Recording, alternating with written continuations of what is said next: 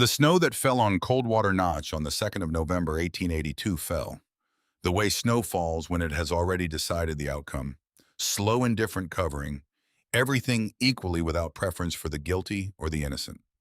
Sable Wren Calloway walked north through it with her wool dress dark against the white, her shoulders carrying a pack that held everything she intended to keep from the life she was leaving.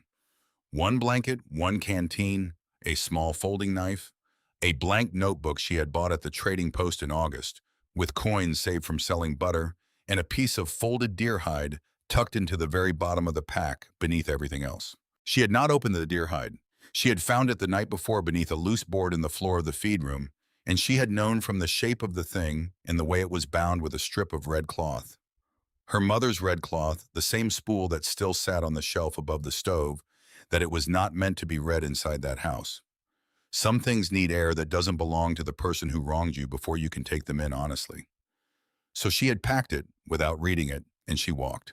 She did not look back until the road curved north and the pines moved in close enough to swallow the house from view. When she turned, she saw what she had spent 3 weeks learning to expect. Vivian stood in the upstairs window with her arms folded across her chest, her posture the posture of a woman settling a long account in her favor. Not triumphant, that would have been too generous a reading. It was something quieter than triumph. It was the expression of a person who had measured the distance from beginning to end, calculated the steps required, and arrived precisely on schedule. Behind her in the dim interior of the bedroom, Harlan Calloway did not appear. He was somewhere in the house. Sable could feel his presence the way you feel the weight of a stone underwater, invisible, but affecting everything that moves above it. He did not come to the window. He had made his choice 11 months ago in a barn by lantern light, and every morning since had been a reaffirmation of that choice made smaller and quieter until it no longer resembled a choice at all, but simply the shape of the man he had become. Sable turned away from the house. The wind lifted one strand of her dark hair across her cheek and dropped it again. She pulled her gray wool shawl tighter across her shoulders. The shawl was frayed at both ends, had been frayed for 2 winters, a thing she had noticed, and Harlan had once noticed, and Vivian had made certain no one repaired, and she walked north toward Ironback Ridge, which rose above the valley in a long dark line, like a sentence waiting to be finished. Harlan Calloway had been before everything a man worth knowing. He had built the homestead outside Coldwater Notch board by board over 2 summers, starting the year Etta Wren became Etta Calloway, and they moved west from Ohio with a wagon and a dog and more confidence than capital. He raised cattle on the wide meadow below the ridge. He kept his fences tight and his word tighter. He taught his daughter to read topographic maps before she could read novels, showed her how weather gathered differently behind the eastern faces of the Ironback Peaks than behind the western ones, explained the geometry of load-bearing beams and why a poorly angled roof became an argument between wood and gravity, that gravity always eventually won. He was not a man who said much, but what he built said it for him. The house was square, the barn was sound, the fence posts were set deep enough to survive frost heave, and his daughter knew by age 12 that the practical application of physical principles was not a lesser kind of thinking. It was in fact the kind of thinking that determined whether people lived or died when circumstances stopped being ordinary. Etta died in the autumn of 1874 from a fever that came in fast and left nothing behind except a cold bed and the particular silence that enters a house when the person who made it a home is no longer in it. She was 31 years old. Sable was 10. The morning after, Harlan sat at the kitchen table for 4 hours without moving, his coffee going cold in front of him. And Sable sat across from him, eating nothing, and neither of them spoke because there were no words that belonged in that silence. What they built in the years that followed was not a replacement for what they had lost. It was something starker and more honest than that. A partnership between a man who had learned that love could be taken without warning and a girl who was learning the same lesson earlier than any child should have to. He saved the best cuts of meat for her plate without announcing it. He stayed up past midnight some evenings with a scrap of paper between them, drawing diagrams of water wheels and pulley systems and explaining how force could be redirected through a well-placed lever. When she was 12, he looked up from a sketch she had drawn of a simple counterweight mechanism, and his face held something between pride and a grief she didn't have vocabulary for yet. If you'd been born a boy, you'd have been the finest engineer in this territory by 30. She had filed that sentence away without deciding what to do with it. The pride in it was real. The limitation in it was also real. And she was not yet old enough to know how to hold both at once without one of them cutting her. She was 16 when Vivian Marsh arrived in Coldwater Notch. Vivian came from St. Louis, or said she did. She presented herself as a widow of modest means, her small inheritance gone looking for a quieter life than the city offered. She was 38, though she could pass for less in good light. Her hair was a particular shade of golden brown that caught attention in a way she appeared neither to encourage nor discourage, simply to allow. She dressed better than any other woman in Coldwater Notch, not extravagantly, but with the kind of deliberate precision that communicates without stating that attention has been paid. She had a soft voice when Harlan was in the room. She had a way of listening to him speak that made him seem more interesting than he believed himself to be. She was in every observable way exactly what a lonely widower of 44 might have been waiting for without knowing he was waiting. Sable noticed in those first weeks not what Vivian did, but what she didn't do. She never sat with her back to an open door. She never allowed a conversation to end in a way that left the other person feeling uncertain about where they stood. She always resolved that uncertainty in her own favor before the exchange concluded. When she laughed, it was precisely timed. When she deferred to Harlan's judgment, she did it in a way that made him feel consulted rather than controlling, which is a much more sophisticated thing to manufacture.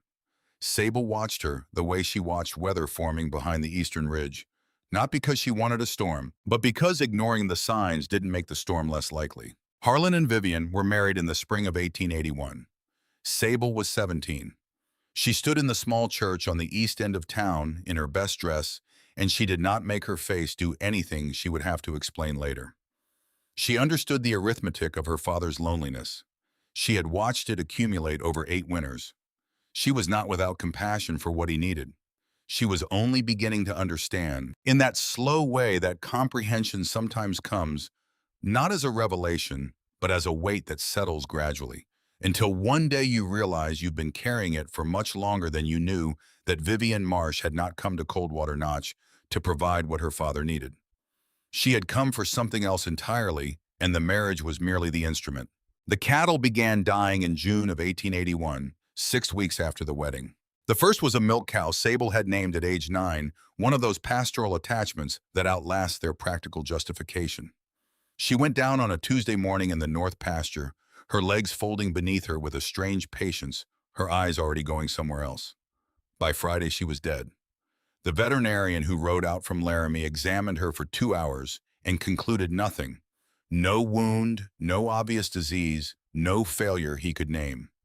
He shook his head with the particular gravity of a professional confronted by the limits of his expertise and rode back down without an answer. 2 more followed in July, 3 in August, a pregnant mare in September.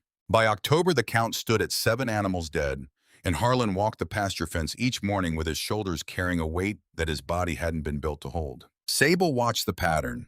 Every animal that died had eaten from the north feeding trough, the one closest to the feed room, the one that required walking past the feed room door to reach.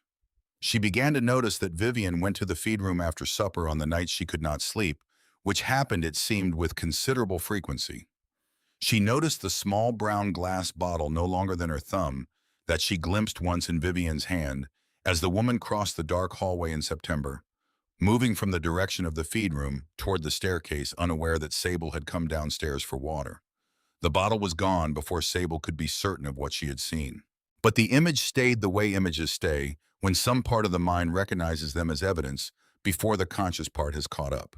3 weeks later, on a night when the first cold edge of real autumn was in the air, Sable waited until the house had been silent for an hour. She crossed the hallway in her stocking feet, avoiding the third board from the left at the top of the stairs, because it had spoken under pressure for as long as she could remember. She opened the door to her father's bedroom with the care of someone who understands that the difference between seen and unseen is often a single sound. The room smelled of the cedar chest and the particular stillness of people asleep.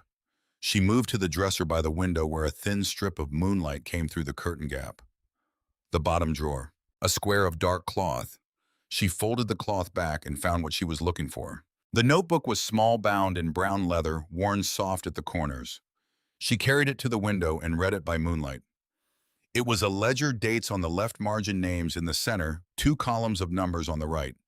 She recognized the names. She recognized the dates. The numbers she did not yet have precise vocabulary for, but the structure of the record was unmistakable. In its intention, someone had been tracking dosages and outcomes with the patience of a person conducting an experiment where the variables were living creatures, and the desired result was their death. The handwriting was Vivian's. Sable read every page twice. Her hands did not shake, which surprised her. She replaced the notebook exactly same angle, same cloth, same drawer, and left the room the way she had entered it. She went to the feed room the next morning while Vivian was at the trading post. She searched the shelves methodically, moving each container and replacing it precisely, and she found behind a stack of burlap feed sacks in the back corner a small tin box she had never seen before.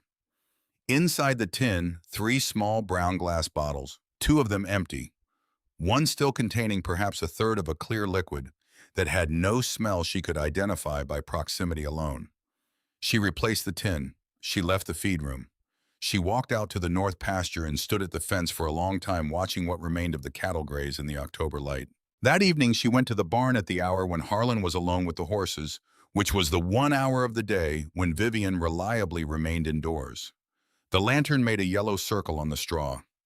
Harlan was brushing the roan mare with the long, rhythmic strokes of a man who finds in physical repetition a substitute for thought he's not ready to have. Sable stood at the edge of the light.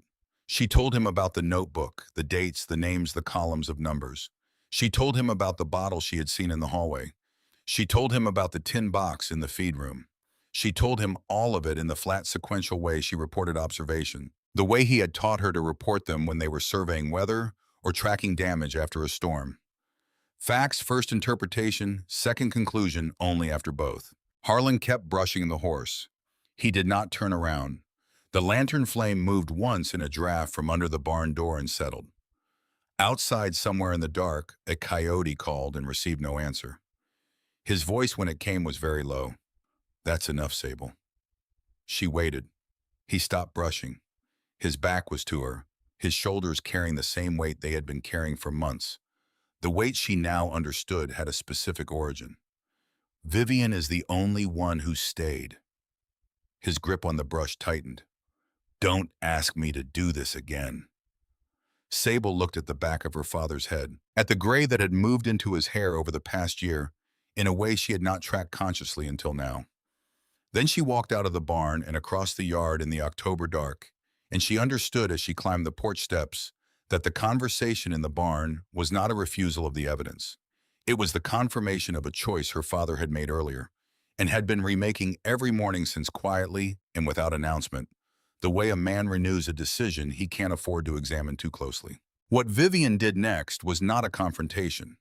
It was something more patient than that and more effective. A plate forgotten at supper, an oversight Vivian said Sable was so quiet these days, barely made her presence known. The leak in Sable's bedroom ceiling, which had started in October and spread into the wall by November, was attributed to storm damage that would be repaired in the spring. The mold that grew along the east wall of Sable's room in gray-green fingers was documented by Vivian as evidence of the girl's failure to air the room properly. When Sable moved her bed to avoid the damp, Vivian told Harlan at dinner that the girl had damaged the plaster. Harlan said nothing. He looked at his plate. He had been drinking from the bottle in the kitchen cabinet with increasing frequency, and the man who had once kept his books in meticulous columns was becoming someone who moved through the house without looking directly at anything. Maren Whitfield stopped coming to the Calloway property in October. She and Sable had been close since they were 6. She was Sable's only real friend in Coldwater Notch, the one person who had matched her stride on the long walks up toward Ironback Ridge in summer, who had stood beside her in the shallow cave at the east face of the ridge when Sable was 13, and said half laughing that she could live there if she had to. Maren's sudden unavailability came with a series of explanations her mother needed her. The younger siblings demanded attention, the weather was turning. Each excuse was plausible. The accumulation of them was not. Sable walked to the Whitfield farm 3 times and was met at the door by Maren's mother with a careful smile and the information that Maren was not available. On the 3rd visit, she could see Maren's shadow moving behind the kitchen curtain. She walked home and did not go back. Pastor Amos Crail was a tall man with a voice that filled the small church on the east end of town and a talent for sermons that named no names but always seemed calibrated for a specific target. On the third Sunday of October, he chose for his text the parable of the corrupting element. A good household, he said, could be compromised from within by a single presence that refused to align itself with the household's natural order. He spoke for 22 minutes. He did not look at Sable once. He didn't need to. The congregation did it for him, heads turning in that slow ripple that means a community has already decided something and is only now making it visible. Vivian sat beside Harlan in the second pew and held her hands folded in her lap with a composure that was itself a kind of statement. Harlan stared at the wooden cross above the altar and did not move. The paper appeared on the kitchen table on a Tuesday evening in late October, placed there by Vivian with the matter-of-fact precision of someone completing a business transaction they have been anticipating for some time. It was a transfer of property and inheritance rights. Sable recognized the legal language from the documents her father kept in the tin box under the floorboard in his study, the box he had shown her once when she was 15. The paper transferred the Callaway homestead, the cattle operation, and all related assets into the name of Vivian Callaway in the event of Harlan's death or incapacitation. The town clerk's seal was stamped at the bottom. Harlan's signature was on the line below it. Harlan was not in the room.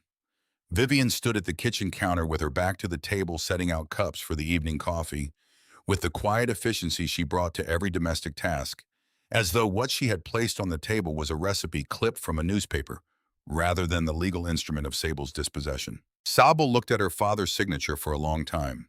She knew his handwriting the way she knew the topography of the ridge not from study, but from accumulated familiarity from years of reading his notes on fence diagrams and weather records. The signature was his. Whatever had happened to that man in the months since the wedding, he had signed the paper anyway. She stood up from the table. She pushed the chair in carefully so it didn't scrape the floor. She walked upstairs without speaking. In her room, she sat on the edge of the damp mattress and looked at the wall where the mold had moved 3 inches lower since last week. The wind outside found the gap in the window frame that had never been properly sealed and made its small, consistent complaint. She thought about the feed room. She thought about her father's back in the lantern light of the barn, the way it had not turned toward her even when she gave him every reason it should.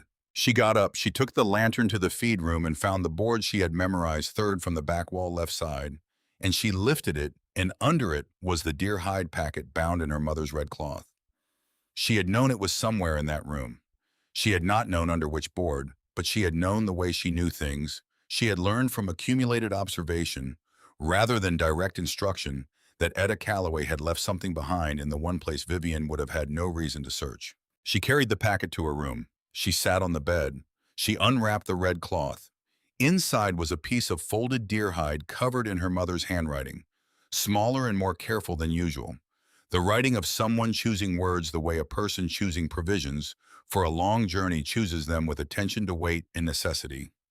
She read the first 2 sections, the things a mother says when she knows she is leaving too soon, the love that had no outlet except the written word. Then she reached the 3rd section shorter, written in a different register. Not the voice of a mother speaking to a child, but the voice of a woman conveying information to someone she trusted to use it. She read the first 2 sentences of that section. Then her hands began to shake and she stopped. Not because she was afraid of the words, because she understood from those first 2 sentences alone that her mother had known something specific, something that mattered, and that the full weight of that knowledge needed to be received somewhere other than this damp room under this leaking roof in this house. She folded the deer hide carefully. She tucked it into the bottom of the pack beneath everything else. She lay down on the damp mattress in her clothes and did not sleep. At first light, she carried the pack downstairs. The house was quiet. Vivian was in the upstairs bedroom. Harlan was somewhere in the interior of the house, a presence she could feel without seeing. She did not say goodbye. She had understood sometime during the night that goodbye was a transaction that required a recipient willing to receive it, and there was no one in that house whose receipt of it would have meant anything she needed. She opened the front door. She walked out into the snow. The road north of Coldwater Notch climbed gently for the first mile, then steepened as it approached the base of Ironback Ridge. The snow was thin, first real snow of the season, not yet committed to the winter it would become. The morning light was pale gold and made no promises. Sable walked with her pack over one shoulder and her mother's deer hide at the bottom of her pack, and she did not look back after the first bend. She was a quarter mile from the settlement when she heard her name. Marin Whitfield was on the road ahead, a water yoke across her shoulders, two pails hanging still in the cold air. When she saw Sable coming, she set the yoke down in the snow and crossed the distance between them at something faster than a walk. Her face was different from the face Sable had last seen in October, older, tightened by something she had been carrying in the weeks between. "Before you go," her voice broke on the second word. "Before you go, I have to tell you." Sable stopped walking. She waited. Vivian had paid the Whitfield family and provisions a full winter's worth of flour, salt, dried beef, cornmeal. The price was Marin's participation in a sustained campaign of social erosion. Say things at school, say them at church. Let them spread the way. Water spreads through the cracks between people, through the small gaps in trust that exist in every community. Marin had said them. She had said Sable was strange, that her behavior had become frightening, that something had shifted in her in a way that made the other girls uncomfortable. She had said these things to people who were predisposed to believe them because Vivian had already prepared the ground. "I did it for a sack of flour." Marin's hands came up to her face. "I did it because my brothers were going to starve. I am not asking you to forgive me. I know what I did. I just couldn't let you walk past me without you knowing that I knew." Sable looked at her friend, her oldest friend, the one who had stood beside her in the shallow cave on the east face of Ironback Ridge 5 years ago, and laughed at the idea of anyone surviving a winter in there. She felt something rise in her chest, a heat that was not quite rage and not quite grief, but something harder than either, something that had been forming for a long time in the space where easier feelings had been. She let it move through her without holding it, and without expelling it in a direction that would cost her something she needed to keep. "Live well, Marin," that was all. She picked up her pace. Behind her, she heard Marin sink into the snow, the sound of someone whose legs have decided they are done before the rest of her has agreed. Sable did not look back. The road narrowed. The pines took her in. The last visible evidence of Coldwater Notch was a thin thread of chimney smoke rising from the direction of the church, pale against the white sky already beginning to disperse. She watched it go, then she turned her face toward the ridge and walked. The climb to the east face of Ironback Ridge took 3 hours. The trail she followed was not marked on any map. She had seen it was a game trail, deer and elk worn into the hillside over enough seasons that it had the quality of intention, even though nothing with language had intended it. By the time she crested the last rise before the ridge face proper, her boots had soaked through at the seams and her breathing had the particular deliberateness of exertion, sustained longer than ordinary exertion. She stopped at the top. Below her, Coldwater Notch was already small, a scatter of roof lines and smoke columns in the White Valley. The kind of thing that from a sufficient distance looks like it could be picked up and set down elsewhere without much consequence. The cave was where she remembered it. East face, south facing entrance, protected on the north and west by the ridge itself. 22 feet deep, 14 wide, the ceiling sloping up toward the back, where a natural fissure broke through the stone, ancient water long gone, leaving the channel behind as evidence of what patient movement could accomplish given sufficient time. She stepped inside. The air was cold and damp and smelled of mineral and thyme. She could see her breath.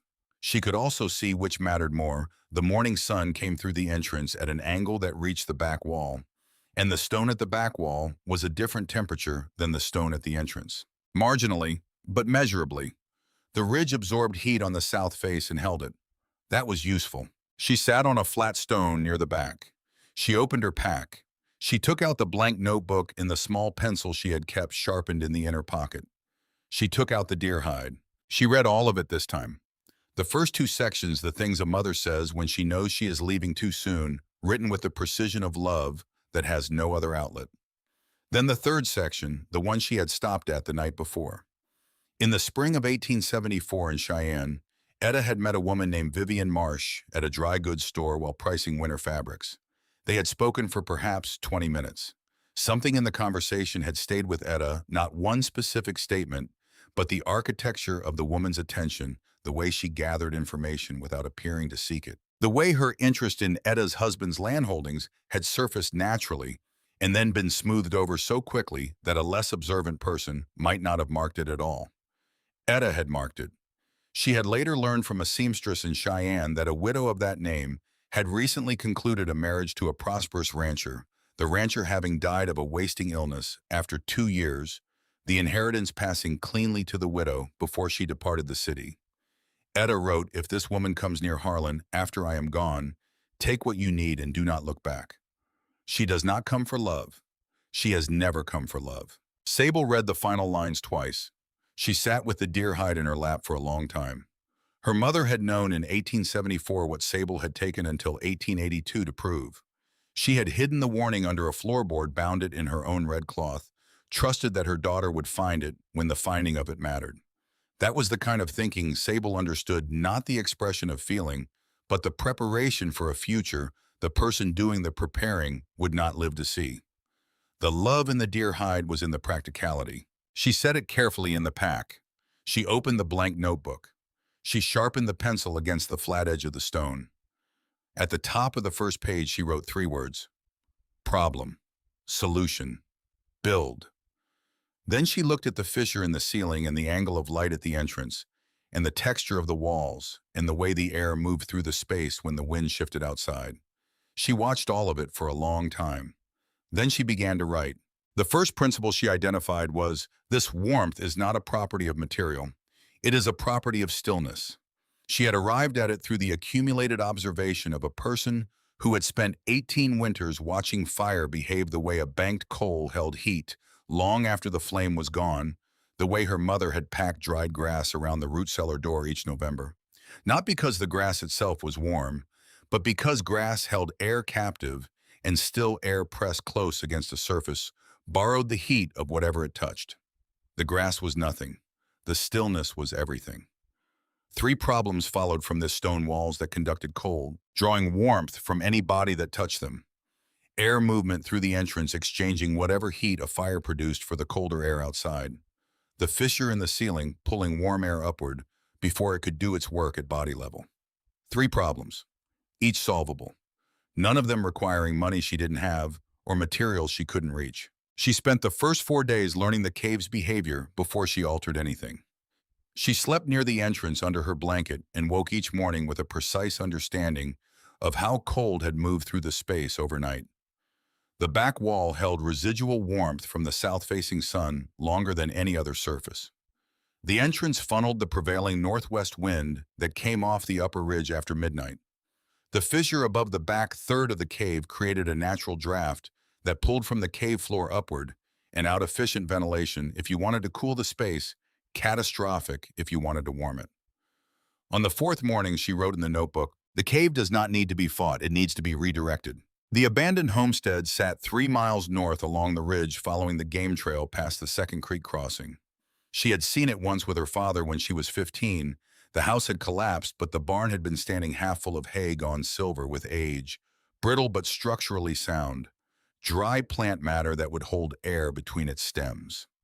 She knew this not because anyone had told her, but because she had put her hand into an old hay bale at age 12 and felt the warmth captured at its center and understood without being able to articulate it at the time that the hay was not the point. The air between the stems was the point. 3 miles on foot in November, snow carrying what she could manage, took most of a morning each way. She made the trip on the 5th day, the 6th, the 7th. She packed the hay along the cave walls in tight courses, working from the floor up. By the 12th day, the walls from floor to shoulder height were packed in a solid layer 8 inches thick, and the cave temperature on a night when the outside air sat at 12 above zero had risen to 41 degrees. She recorded this in the notebook with the thermometer she had taken from the feed room the morning she left. On the 12th day, she fell. She was on the return leg from the abandoned homestead, moving faster than was safe because the light was failing. The load of hay was wider than her body. She was watching her footing on the downslope section of the trail, where the surface beneath the snow was a mix of stone and frozen mud that offered inconsistent purchase. She was not watching the route. Her left boot caught it at the ankle. The load shifted, the momentum became a fall that she had no free hand to interrupt.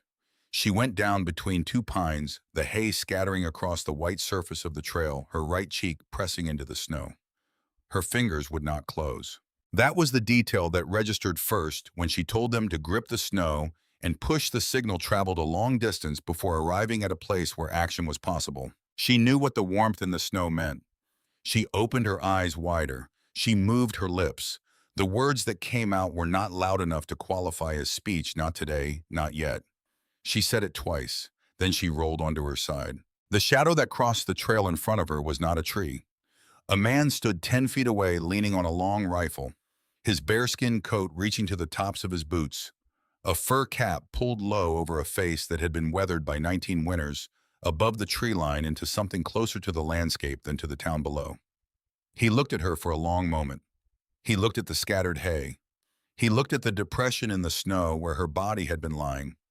His voice had the quality of wind through a gap in timber. "How long you been down?" She tried to answer. Her voice was not working.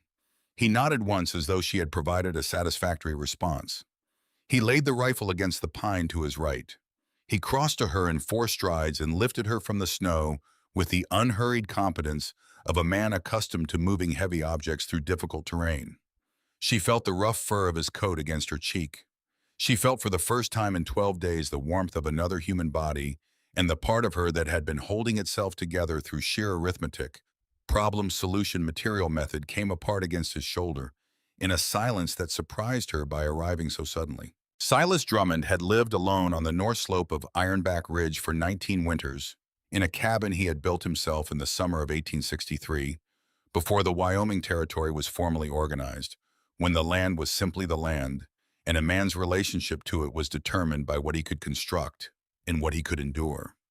He had been a surveyor for the United States Geological Survey for 11 years, before that moving through the West with transit and chain and the particular kind of attention that comes from being paid to see the earth exactly as it is, rather than as it is convenient to believe. He walked Sable 3/4 of a mile through the snow to his cabin without explaining where he was taking her or asking whether she consented to be taken.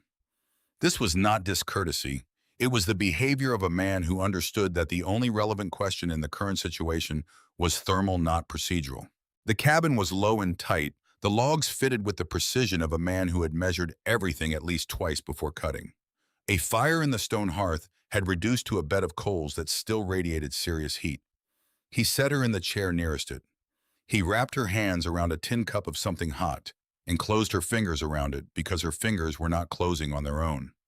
He sat across from her on a 3-legged stool and watched her with the patience of a man who has observed broken things before and understands that the timeline of recovery is not negotiable. The boy was on a low stool near the stove. 11 years old, dark-haired with the serious eyes of a child who had been required to understand adult information too early and had organized himself around it rather than collapsing under it. He watched Sable without speaking. He did not perform comfort or curiosity. He simply observed, cataloging her the way she had been cataloging the cave-gathering data before drawing conclusions. After perhaps 20 minutes during which Silas said nothing, and Sable's hands began to close around the cup, without assistance, the boy stood across the cabin and came back with something held out in his palm. A carved rabbit no larger than a walnut. The wood worn smooth by handling the ears, laid back, the legs tucked beneath it in the posture of a creature choosing stillness over flight. Colt Drummond held it out to her without ceremony. His grandfather had made it for him when he arrived at the cabin 3 years ago, after the fever took his parents in the spring of 1879. He had carried it every day since. "For the cave," he said, "for when you're by yourself." Sable took the rabbit. She closed her fingers around it. The wood was warm from his hand. Silas had maps, not the commercial survey maps available at the Territorial Land Office, which were accurate in their general features, but showed nothing that required actual time on the ground to know. His maps were hand-drawn on large sheets of drafting paper, annotated in a small technical hand over the course of 19 years, showing features that no formal survey had documented: the precise course of the wind off the upper ridge from October through March, the location of springs that did not freeze even at 30 below the zones of the east face that received direct sun for 4 or more hours on the shortest days of December, the avalanche paths on the north slope that had released at least once in the last 2 decades. He spread 3 of these maps on the table after Sable's hands had returned to normal function. He pointed to the things relevant to where she was living and what she was trying to do, and he let her ask questions when she had them. His version of teaching the version that respects the student's existing architecture rather than building over it. He also had a horse and a cart. He offered them twice a week without making a production of the offer. With the cart, the haul from the abandoned homestead took an hour each way instead of 4, and the load was 10 times what she could carry on her back. Colt rode in the back with the hay, steadying the load on the downhill sections with a competence that suggested he had been doing it longer than his age implied. They worked without much conversation, which suited all three of them. When Sable made an error in the packing, she had started a new course before the previous one was sufficiently compressed, which would leave air pockets that reduced insulation efficiency. Silas waited until she identified the problem herself. When she corrected it, he nodded in the way that means the expected thing has occurred. It was she came to understand the highest form of acknowledgement available from him. Fletcher Greer arrived on a gray afternoon in the middle of December, unannounced on foot, despite the trail conditions, carrying a carpenter's bag over one shoulder. He stood at the cave entrance for a full minute before he spoke, not from hesitation, but from the habit of a man who measures before he cuts, who will not commit a judgment until the object of judgment has been fully examined.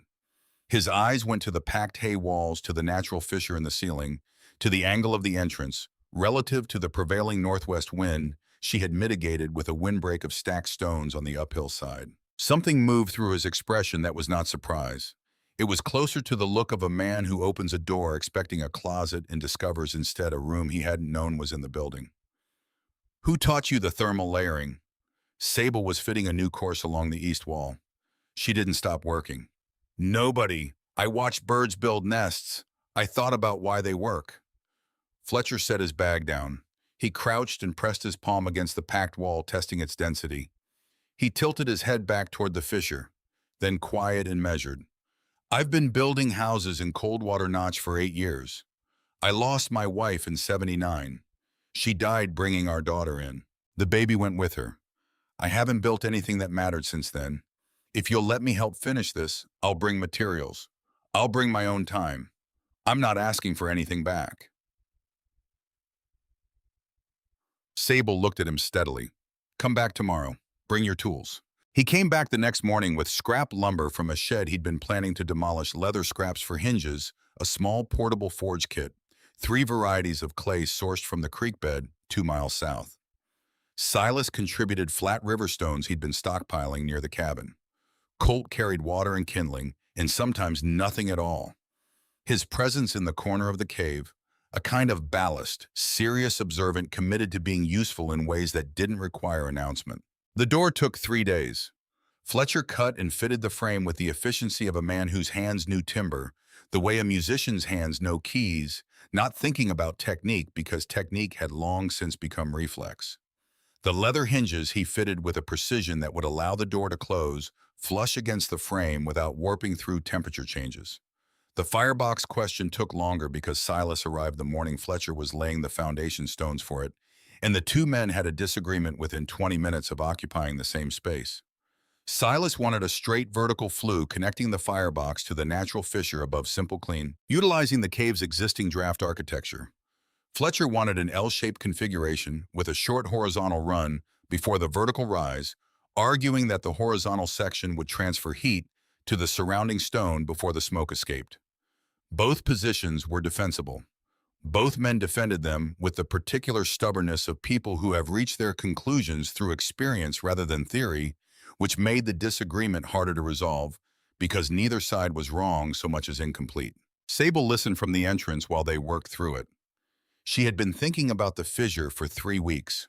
She had been thinking specifically about the hearth in the kitchen of the Calloway homestead, her mother's hearthstone and mortar, the chimney of which had a slight offset at the second story where the flue changed direction to accommodate the roofline. She had noticed since childhood that the stones on the inside of that offset were always the last surfaces in the house to cool after the fire went out. On the coldest nights of January, she had pressed her hands against those stones hours after the fire was reduced to ash and found warmth there, still, stored in the mineral structure of the rock, releasing slowly into the room. She had never been taught why. She had only observed it consistently enough to know it was a principle rather than an accident. She walked between the two men to the back wall. She took out the notebook. She had been drawing the geometry for 3 nights. Neither. Her voice carried the flatness of someone who has already run the numbers. Silas frowned. Fletcher tilted his head. She drew the shape on the notebook page and held it up 2 direction changes before the vertical rise, creating a path through the stone that slowed the smoke, transferred maximum heat into the surrounding rock at each bend, then released it upward, already cool. 2 bends, a Z shape. She turned to the wall and indicated the path with her hand. The stone on the inside of the first bend heats through within an hour. By the time smoke reaches the second bend, most of the thermal energy has already transferred. The wall stays warm for hours after the fire goes out entirely. She looked at them both. My mother's chimney, the offset at the second floor. Every winter I put my hands on those stones at midnight, and they were still warm from a fire that had been out since 8. That's where the warmth lived. Silas rubbed the back of his neck. Fletcher let out a slow breath through his nose. A long pause, the kind that happens when 2 experienced people are revising their mental models simultaneously. Silas, we're building a Z. Fletcher looked at the wall where Sable had traced the path with her hand, then gave a single nod. We're building a Z. From that afternoon forward, the dynamic of the project reorganized itself around an unspoken acknowledgement. They still argued the small points, the clay mixture ratio for the mortar, the optimal height of the firebox, opening the placement of the stone ledge for heat storage. But on questions of overall design, they turned to Sable. Not because they had decided to defer to her, because they had looked at what she had already built and understood that the person who conceived it was operating at a level that deserved the authority it was claiming. The cave was finished on the first day of December. The door hung flush in its frame, sealed at the edges with leather strips that flexed in the cold without cracking. The firebox drew cleanly from the first lighting, the Z-shaped flue pulling smoke through both direction changes and up through the natural fissure in a column that was nearly invisible by the time it emerged from the rock face above. The walls from floor to ceiling were packed tight with hay, the floor layered first with dried grass, then with packed earth laid over it. On the first night, the outside temperature dropped to 3 below zero. Sable sat alone with the thermometer and the notebook and recorded outside. -3. Inside 47 above. Fire burning low. She set the pencil down. She sat for a long time with the small fire crackling and the wind moving over the cave entrance and finding no purchase in it. Then she did something she had not allowed herself to do since October. She pressed her face into her hands and she wept, not at length, not loudly, but completely, with the completeness of someone releasing something that has been held under pressure long enough to have changed shape. When she stopped, she wiped her face. She picked up the pencil. Before she closed the notebook, she crossed to the east wall of the entrance just left of the doorframe, and with the blade of her folding knife, she cut 2 words into the stone at eye level, carefully, each letter deliberate: Etta Calloway. The cave had a name now. It would keep that name after everything else had changed. Silas came down from the north slope on a morning in mid-December with a look on his face that Sable had not seen before, the look of a man carrying news he has already decided to deliver, but not yet decided how. He sat on the stone ledge near the firebox. I heard something in town when I went for salt last week. His voice measured, choosing the weight of the next words carefully. Your father is sick. Lung fever, the doctor from Laramie says. Vivian won't let anyone in the house except the physician. The clerk at the trading post told me the doctor has been out twice. He said Harlan might not see spring. Sable stood at the cave entrance with her hand on the doorframe. The cold air off the ridge moved against her face. There's something else. Vivian had him sign papers before he got too weak. The whole property fully transferred. The clerk witnessed it himself. Sable looked at the ridge line above them, the dark edge of ironback against the winter sky. She looked at it for a long time. The thought that formed was not about the land. It was about her mother's handwriting in the deer hide, the precise description of a woman who married men for what they held and departed after they no longer held it. Etta had been right about the mechanism. She had not anticipated the specific degree of patience Vivian was willing to invest. Come in. Sable's voice was even. The clay on the east wall needs a second layer before the deep freeze. We have 3 days before the temperature drops below what it can cure in. She turned back into the cave. Silas looked at Colt. Both of them followed her in. What she did not say was that she stayed awake that entire night with her eyes open and the fire low, and the full weight of the situation pressing down on her. Her father was being poisoned. She had known this since the night she read the notebook in his bedroom by moonlight, known it with the certainty she brought to physical principles and weather patterns. The ledger had not been ambiguous. The tin box had not been ambiguous.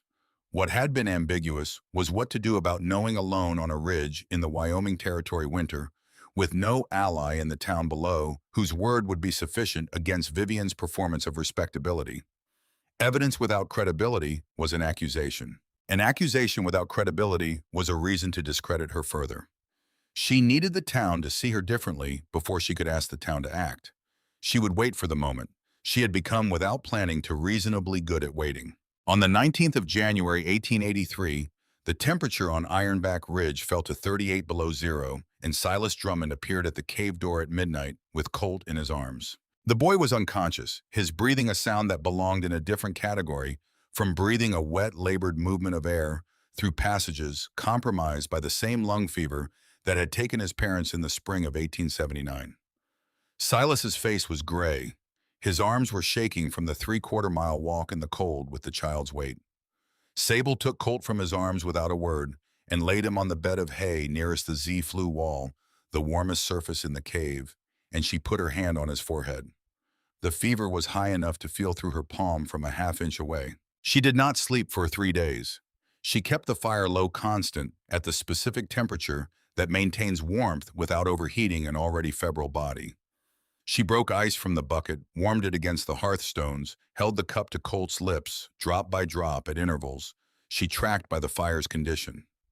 Silas sat on the stone near the door with his hands on his knees and his lips moving in something that might have been prayer, or might have been the enumeration of a technical problem he had not yet solved.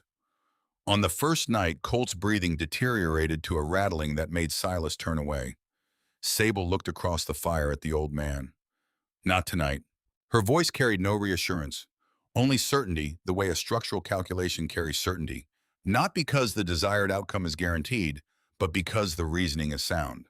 The second night was worse. The fever climbed. Colt began speaking to people who were not present. His mother's name, the name of a dog, fragments of conversations from a life that no longer existed, except in the overheated architecture of his mind. At some point in the early hours, he opened his eyes and looked directly at Sable, with a clarity that seemed to come from somewhere below the fever, from the part of a person that is still functional even when the surface systems have failed. "You're the warm place, aren't you?" It was not quite a question. Sable leaned close. "I'm the warm place, Colt. I'm not letting you go." She stayed bent there, her forehead nearly touching his, until his eyes closed again. The third morning arrived, gray and cold and ordinary, the way the most important mornings often do without announcement. Colt opened his eyes. He looked at the hay wall. He looked at the fire. He looked at Sable. "I want water." Silas made a sound that was not a word, the sound a man makes when a weight he has been carrying long enough to have shaped his posture is suddenly removed. Sable helped the boy sit up. She brought water. He drank. He slept again, the breathing now, the breathing of a living child, rather than a diminishing one. Silas sat for 20 minutes with his face in both hands. When he looked up, his eyes were red, but his voice was even. "When the trail's clear enough, I'm going down to Coldwater Notch. I'm going to stand in the middle of that town and tell them everything I've seen up here." He looked at Sable across the low fire. "The girl they sent up here to die is the same one who just kept the only thing I have left in this world alive. If any man in that settlement has a word to say against it, he can say it to me." Sable looked at the fire, at Colt sleeping, at the Z-shaped wall holding its warmth hours past the last fuel she had added. "Tell them whatever you need to tell them, Silas." The storm broke 2 days later. Silas walked down the ridge with Colt bundled against his chest and walked the full length of Coldwater Notch's main street before stopping at the steps of the church. He waited until a crowd had collected. Then he told them everything in the flat, specific voice of a man who has spent his life measuring things exactly, and the last thing he said before he carried his grandson home was this: "There is a warm place on the ridge, and the girl who built it is the same girl this town decided to get rid of. Anyone with a cold child tonight ought to sit with that." The crowd stood in the snow without answering. By the next morning, the first knock came at the cave door. Pastor Amos Crale stood at the cave entrance in his black coat with his Bible under one arm and his breath coming in small white clouds.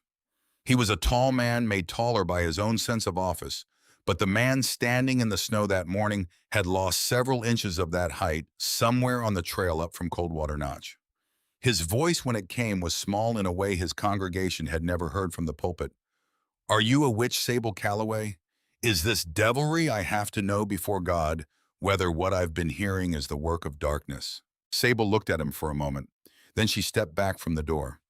"Come in, Pastor. The fire is warm. I'll show you the notebook." She crossed to the shelf Fletcher had built beside the firebox and took it down. She brought it to the door and held it out. "Read every page. I'll sit with you until you finish. If at the end you still believe this is devil's work, you walk back down that trail and never come back, and I won't argue with you. But you read it first." He took the notebook in both hands. He sat on the flat stone beside the firebox. He opened to the first page. He read about still air as an insulating medium. He read about the nest architecture of winter birds, the thermal properties of packed plant matter, the geometry of the Z-shaped flue. He read Sable's temperature records, outside temperatures, against interior temperatures, night by night, recorded in the steady hand of someone conducting an experiment whose methodology was her own survival. He read for 2 hours. Sable fed the fire at intervals and did not speak. When he reached the last written page, he closed the notebook slowly. He sat with it in his lap and stared at the firebox for a long time. Then he slid off the stone and went to his knees on the packed earth floor and bowed his head, and his voice carried the rawness of a man who has located himself precisely in his own failure. "I have been worse than a fool. I stood in my pulpit and aimed words at you that I should have aimed at the woman who poisoned your father's animals, and is now, God, forgive me poisoning your father himself. Forgive me if you can. I have no right to ask it." Sable looked at the top of his gray head for a long moment. She thought of many things she could have said. She chose none of them. "Stand up, Pastor. The floor is cold." She took him by the elbow and helped him to his feet and pressed the notebook into his hands. "Take this down the hill. Read from it on Sunday if you want. I don't need it anymore. What's in it is finished. The principle doesn't live in the writing. It lives in the walls." He took the book in both hands. He looked at her. He understood that there were no words adequate to what he wanted to convey, and he was wise enough in that moment to know that reaching for inadequate words would only diminish what the silence was already saying correctly. He walked out into the snow. Sable closed the door. She stood with her hand on the wood and let the pastor's words settle into their full weight. Vivian was poisoning Harlan. Present tense, active, ongoing. She had been too occupied with Colt's illness, with the families rotating through the cave on the coldest nights, with the sustained mechanical work of keeping the cave operational through temperatures that drove cracks into the hearthstone mortar, to let that present tense fully land. It landed now. She stood at the cave entrance and looked down at the lights of Coldwater Notch scattered across the dark valley. Her stepmother was in that town. Her father was in that house. The ledger was in the dresser drawer. The tin box was behind the burlap sacks in the feed room, or had been in October. A woman capable of poisoning 7 cattle with meticulous record-keeping was not likely to be careless with her evidence. But she was also not likely to anticipate that the stepdaughter she had driven into the winter wilderness had spent those months becoming someone the town was beginning to look at differently. Sable would wait for the moment. The moment was approaching. The knock that came later that night was not the measured knock of someone requesting entry. It was desperate, both fists irregular, the sound of someone whose composure had already been used up on the trail. Sable opened the door. Maren Whitfield stood in the snow with her hair loose and her face streaked with tears that had frozen partway down her cheeks. In her arms, pressed against her chest, with the grip of someone who has decided to hold on, regardless of what her arms cost her, was a small bundle. Her infant brother, his lips the color of a winter sky just before dark, his breathing shallow and rapid. Behind Maren, 20 paces back in the snow, stood a figure in a fur-collared coat with her hands inside a dark muff and her breath rising in a thin, steady column. Vivian. She had followed the girl up the ridge. She stood without moving, watching the cave entrance with the patient attention of someone conducting a final assessment. Sable did not look at Vivian. She pulled Maren through the door by the arm. Get your coat off, open your dress, hold him against your skin, your bare skin directly against it. Do it now. Marin did it sitting on the haybed, opening her dress with shaking hands and pressing the infant against the warm, living surface of her own chest. She wept without sound while she did it. Sable pulled a blanket over both of them and built the fire up in 3 precise movements. She did not open the small window to look for Vivian. There was no lock on the door. In acknowledgement of the threat would be a gift, she had decided in the half-second it took to recognize the figure in the snow, not to give. After a long while, the infant's breathing changed, deepened, slowed, lost the mechanical urgency of a body in distress. The blue faded from his lips in stages. He made a small complaining sound, the sound of a living child who has decided the immediate crisis is over and he is hungry. Marin broke completely over him, her shoulders shaking her face and his dark hair. Sable let her weep for a long time before she spoke. What happened tonight? Marin lifted her head. Her voice was barely audible across the low fire. Vivian had come to the Whitfield house that evening with a bottle of whiskey for her mother.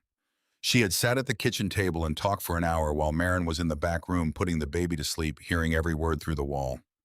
Vivian had been specific: the substance in Harlan's tea, the dosage, the timeline. She had said he would not last the month. She had laughed. Marin's mother had laughed with her. Then Vivian had said she knew about the notebook, the one Sable had given to Pastor Crail, and that the pastor was a weak man who would not act against her. That nobody in Coldwater Notch would act against her. That by the time anyone found Harlan's body, she would have sold the land and gone east before the spring thaw made the roads passable. Then Marin's mother had fallen asleep at the table, and Vivian had walked to the back room, stood over the baby's cradle. She had picked up the blanket, held it above the infant's face for a moment that Marin, watching through the gap in the curtain, described as the longest moment of her life. Then Vivian had set the blanket down. She had said to no one in particular, in a voice that was almost pleasant, "This winter will be a hard one. A child this week." She had not finished the sentence. She had walked out of the house. Marin had taken the baby before Vivian's footsteps had fully faded from the porch, had bundled him, had run.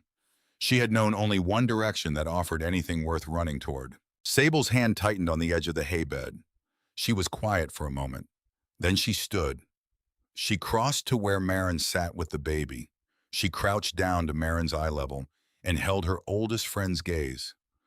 "I forgive you, Marin, for all of it.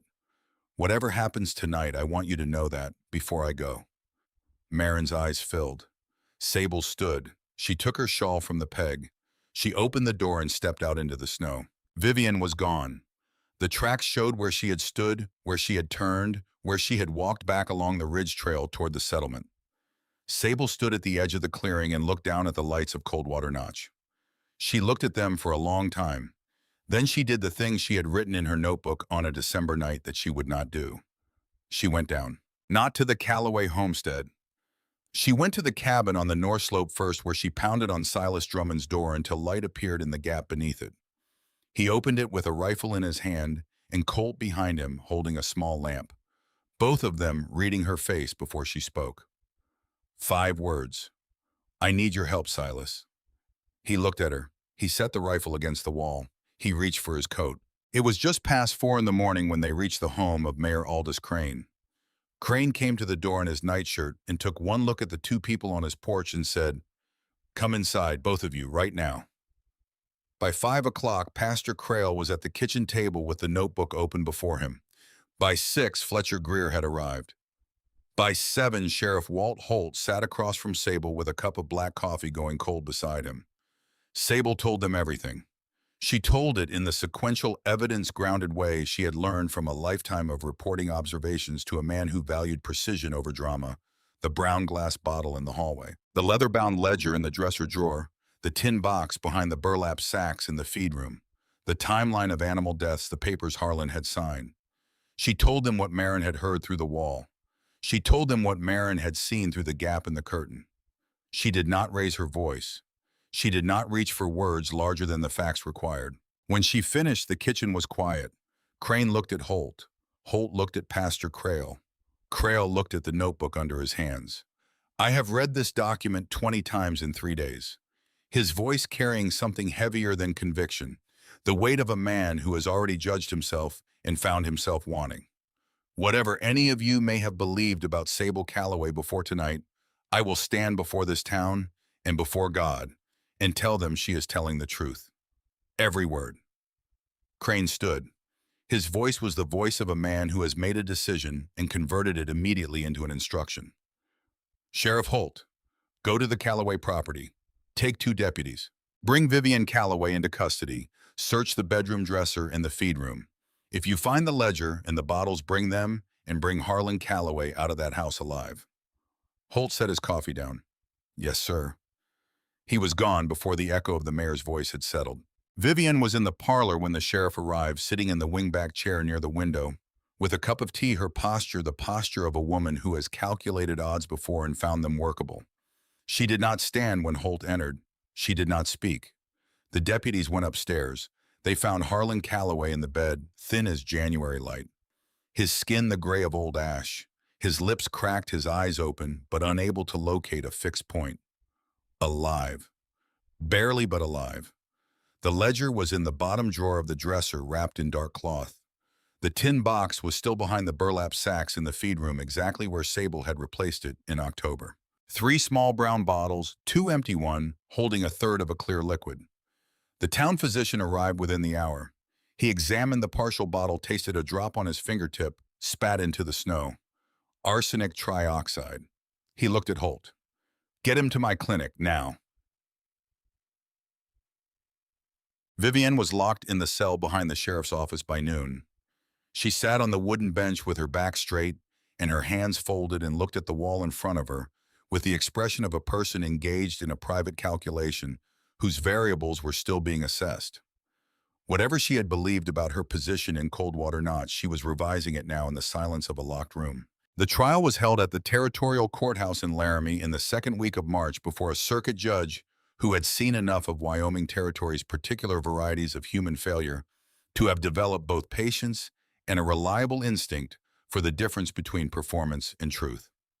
Vivian's lawyer was a young man from Denver who kept looking at his notes with the frequency of someone who has realized the notes don't contain what he needs.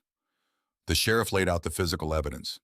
The physician confirmed the substance, described the progression of chronic low-dose arsenic poisoning with clinical precision, and noted that Harlan Calloway had survived by a margin he was not prepared to quantify as anything other than narrow. Maren Whitfield took the stand with her baby brother in her mother's arms at the back of the room. Her voice shook at the beginning, then steadied into something more durable than composure, the voice of someone who has decided that the truth costs less than the alternative. She told what she heard. She told what she saw through the curtain. Vivian's lawyer objected at intervals and was overruled at each one. Vivian's composure held through most of the morning. Her face went a shade paler during Maren's testimony. The knuckles of her clasped hands went white. Then the judge asked whether Sable Calloway was present and would like to address the court. Sable stood. She walked to the front of the long room without looking at Vivian, without looking at Harlan, who had been carried in on a chair and sat propped with pillows at the side of the room, his eyes following his daughter in a way that made clear the effort of focus was significant, but the will behind it was not in question. She looked at the judge. Your Honor, I would ask the court for one thing only. The judge nodded. I would ask that Vivian Calloway not be hanged. The room went silent in the specific way rooms go silent when something unexpected has been said by the person with the most right to say the opposite. At the table, Vivian's head lifted slowly.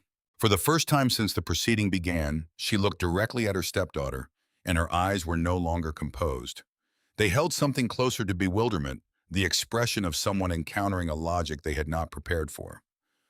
I'm not asking this for her sake.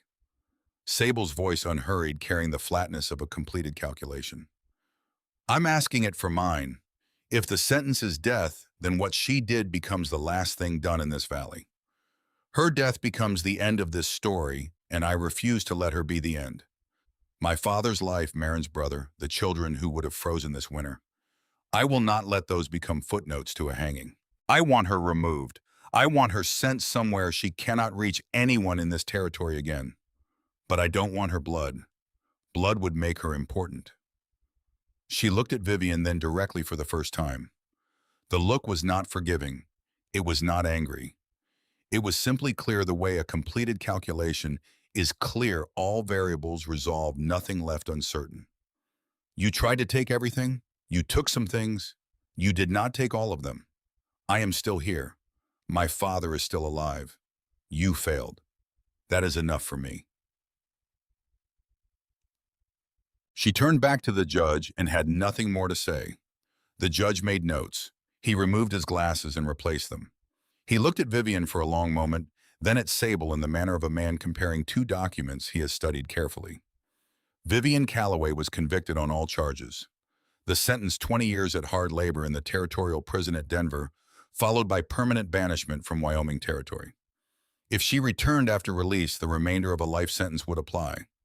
The judge asked whether she understood. Vivian's voice, when it came, had lost the particular quality that had made it useful. It was simply small. "I understand." The deputies lifted her from her chair. They walked her out of the long room. She did not look at Harlan. She did not look at anyone.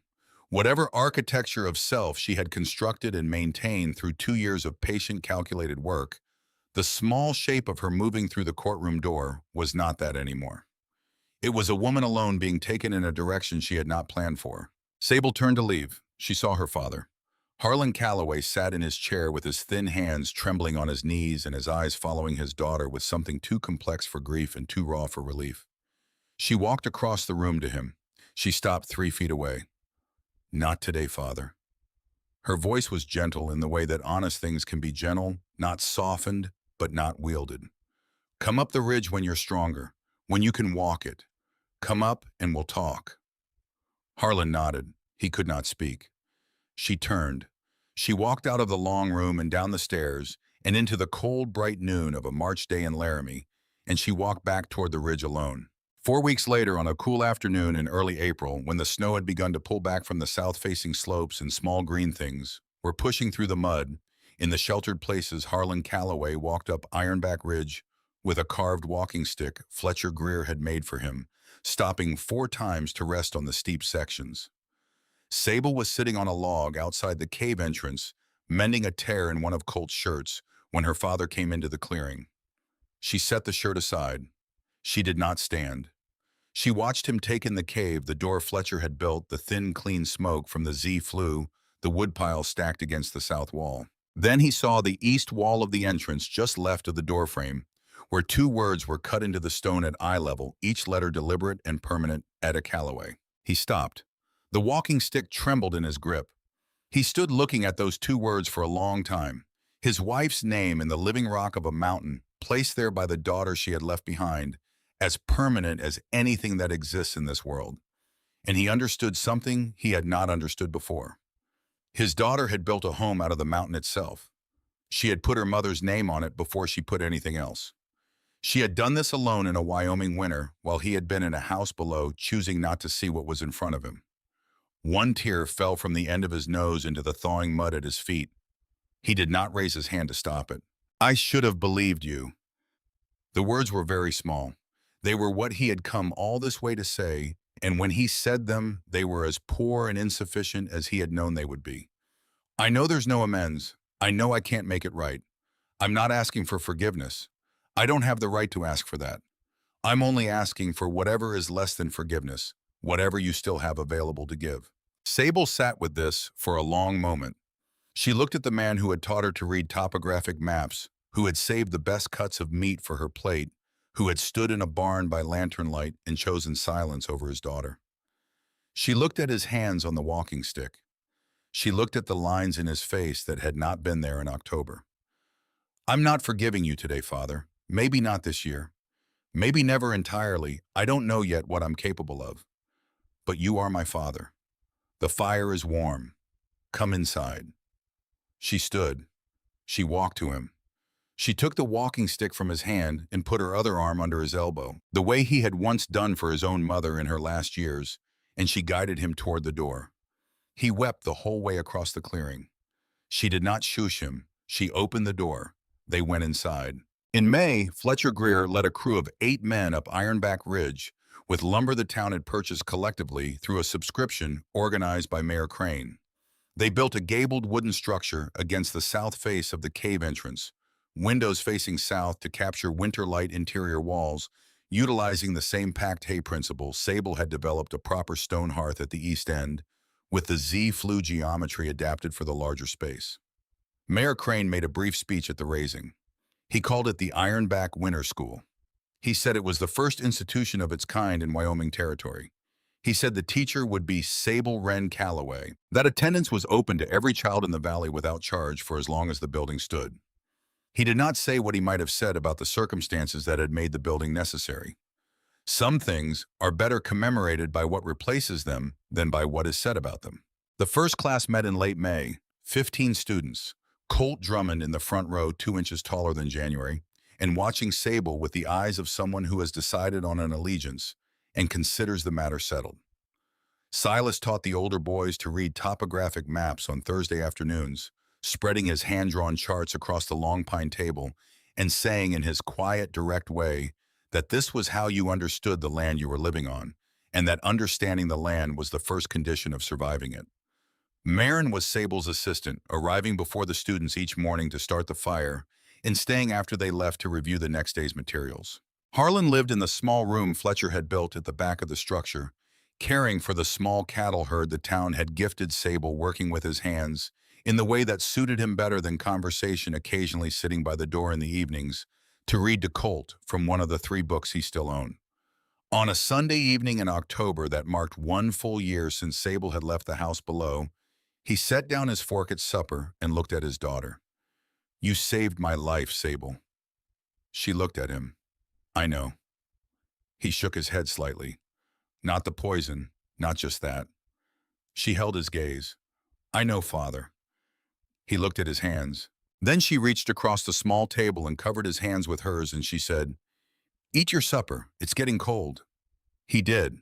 On the longest night of December 1883, Sable stood at the front of the winter school with 2 oil lamps burning behind her and 15 students arranged on the long benches before her. Harlan in the corner, Silas by the stove, Fletcher near the door, his arms folded, a small expression on his face she had learned to read over the months as something close to contentment. Colt in the front row, 12 years old now, with the posture of someone who has decided to pay attention as a permanent state of being. Marin at the back with her baby brother on her lap, the child who had survived a January midnight on a mountain because someone had kept the door open. Outside, the snow fell in the particular silence of high-altitude winter deep, certain committed to the season. Sable set her book down on the pine table. She looked at all of them for a long moment. "Tonight we're not reading from the book. Tonight I'm going to tell you a story about a girl who walked out of a house in the snow with a blank notebook and a piece of her mother's writing that she was afraid to read. About what she learned from stone, from birds, from an old man who had been keeping 19 years of maps that no one had thought to ask for. About what she learned after all of that, which turned out to be the most important thing of all." The children straightened. The fire crackled in the Z-shaped hearth. Outside, the wind moved across the ridge face and found no entry. "The winter has always been whispering." Sable's voice unhurried, carrying the way sound carries in a well-built space. "It whispered to every person who came before us, and it will whisper to every person who comes after. What it says is this: the people who should have loved you will sometimes fail you. The world will sometimes tell you that you are nothing. The cold will come whether you are ready for it or not. The only answer worth giving, the only one that has ever actually worked, is to build. Build a warm place. Build it from whatever you have in front of you. Build it for yourself first, because no one else can do that part. Then open the door." She looked at Colt, who was not crying but was close to it in the way that people are close to tears when the truth arrives in a form that fits something they have been carrying without a name for it. She looked at her father, who understood what she was saying with the comprehensive understanding of a man who had nearly died of the alternative. "You are going to learn that language. All of you. You are going to carry it for the rest of your lives. Because the winter never stops whispering, and somebody in every generation has to know how to hear it." She picked up the book. She smiled, not the careful expression she had been issuing for months in measured quantities, but something fuller, something that had been accumulating since November of 1882 and had finally reached the surface. "Turn to page 42. We're going to learn about how rivers shape stone." The children turned their pages. The fire held.